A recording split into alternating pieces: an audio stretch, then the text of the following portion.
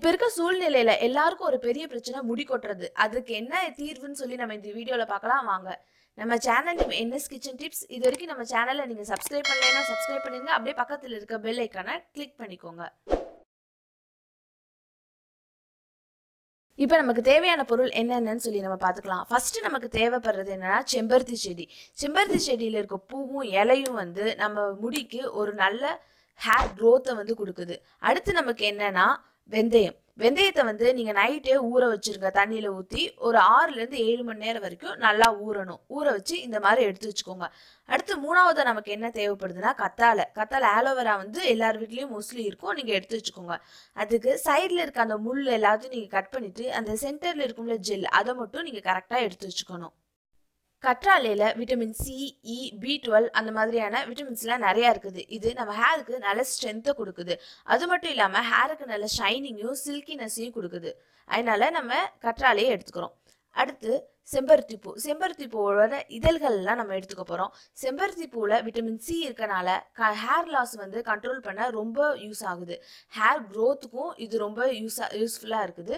நம்ம ஹேரோட ரூட்டுக்கு நல்ல ஸ்ட்ரென்த்தை கொடுக்குது. ஹேரோட ரூட்டுக்கு நமக்கு ஸ்ட்ரென்த் கொடுக்கும்போது ஹேர் க்ரோத் ஆகிறதுக்கு நல்ல ஒரு வழியாக இருக்கும். அதே மாதிரி டேண்ட்ரஃப் எல்லாத்தையும் வந்து சுத்தமாக நிற்குது. அதனால செம்பருத்தி பூவும் அதோட இலைகளும் வந்து நம்ம ஹேர் க்ரோத்துக்கு ஒரு பெரிய பங்கு வகிக்குதுன்னே நம்ம சொல்லலாம். இந்த மாதிரி நீங்கள் செம்பருத்தி பூவோட இதழ்களையும் அதோட இலைகளையும் நீங்கள் எடுத்து வச்சுக்கலாம். இப்போ நம்ம எடுத்து வச்சிருக்க அந்த செம்பருத்தி, ஆலோவேரா, வெந்தயம் இது மூணையும் நல்லா அரைச்சு ஒரு பேஸ்ட் மாதிரி நீங்கள் எடுத்து ரெடி பண்ணி வச்சுக்கோங்க. இதோ இந்த மாதிரி எடுத்து வச்சுக்கோங்க. இப்போ இதை நீங்கள் ஹேர் வாஷ் பண்ணியிருக்கும் போது தான் நீங்கள் அப்ளை பண்ணணும். எண்ணெய் தேய்ச்சிருக்கிறதோட அப்ளை பண்ணால் நமக்கு உள்ளே கரெக்டாக இறங்காது. இப்போ இந்த மாதிரி நீங்கள் ஹேர் ஃபுல்லாக அப்ளை பண்ணுங்கள்.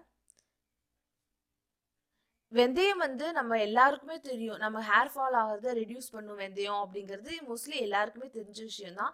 ஹேர் க்ரோத்துக்கு நல்ல ஒரு வழியாக இருக்கும். டேண்ட்ரஃப் இதனால போகும். இந்த மாதிரி நீங்கள் நல்லா அப்ளை பண்ணிட்டு கொண்டை போட்டு வச்சுக்கோங்க. நல்லா பன் மாதிரி போட்டு வச்சுட்டு ஒரு 1/2 மணி நேரத்துலேருந்து 1 மணி நேரம் வரைக்கும் நல்லா ஊற விட்டுட்டு நீங்கள் எப்பயும் யூஸ் பண்ணுற ஷாம்பு வச்சு நல்லா ஹேர் வாஷ் பண்ணிக்கோங்க. இதே மாதிரி கண்டினியூவாக நீங்கள் வீக்லி ஒன்ஸ் பண்ணால் கூட போதும். உங்கள் ஹேர் வந்து சுத்தமாக கொட்டவே கொட்டாது. ட்ரை பண்ணி பார்த்துட்டு கமெண்ட் பாக்ஸில் கமெண்ட் பண்ணுங்கள். தேங்க்யூ.